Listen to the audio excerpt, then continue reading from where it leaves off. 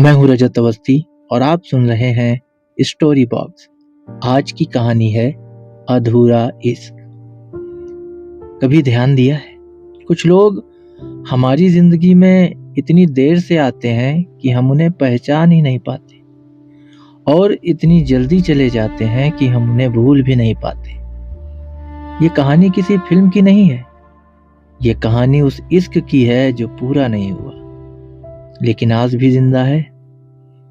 एक छोटा सा शहर जहां शामें जल्दी ढल जाती थी और सपने बहुत देर से। उसी शहर में एक पुरानी किताबों की दुकान थी और उस दुकान में आरव था।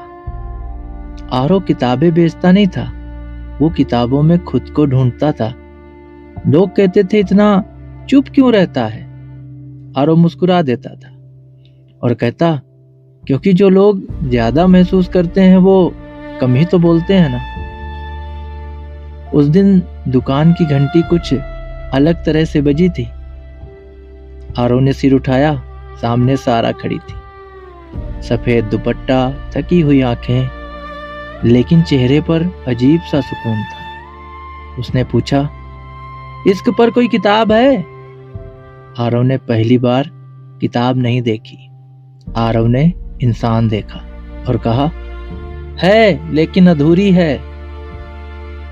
सारा मुस्कुरा दी और बोली, कहानियां जो अधूरी होती हैं मुझे पूरी जिंदगी याद रहती हैं। फिर मुलाकातें बढ़ी, चाय की टपरी, बारिश, भीगी हुई सड़कें, सारा बातें करती थी।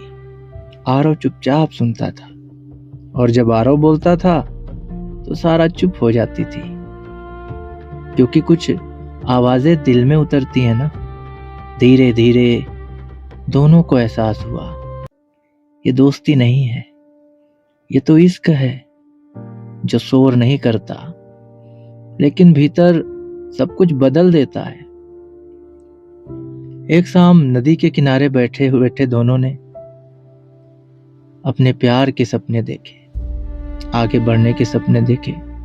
तभी सारा ने पूछा, आरव अगर मैं अचानक चली जाऊं तो?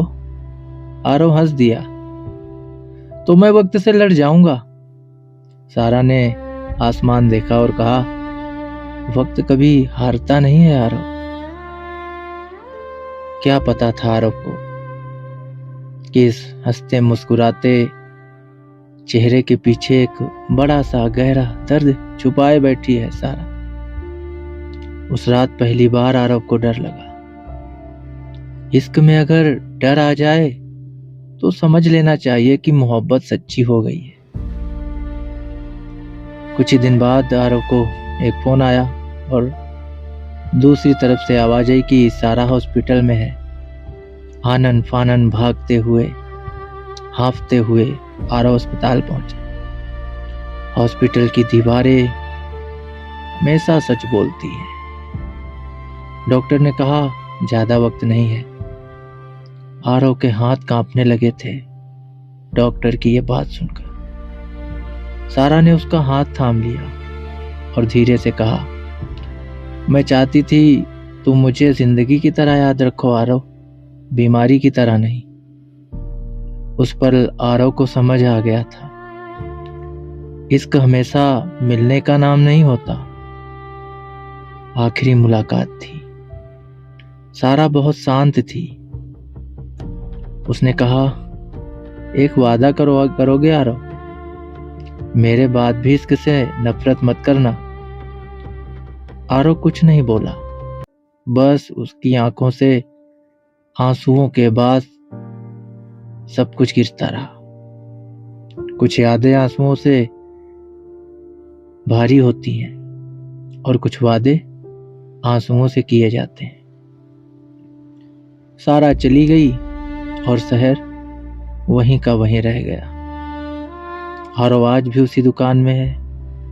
अब वो किताबें बेचता है जिनमें अंत नहीं होता। उसने एक किताब लिखी है और उसका नाम रखा है वो इश्क जो जिंदगी से लंबा था। पहले पन्ने पर उसने लिखा, अगर इश्क पूरा हो जाता तो शायद मैं इतना गहरा इंसान ही नहीं बन पाता। कुछ लोग हमारी जिंदगी में कहानी बनने नहीं आते, वो हमें कहानी लिखना सिखाने आते हैं। और सबसे सच्चा इश्क वही होता है जो हमारे साथ नहीं रहता, लेकिन हमारे भीतर हमेशा जिंदा रहता है। बस इतनी सी थी ये कहानी। जल्द मिलेंगे आपसे एक और कहानी के साथ।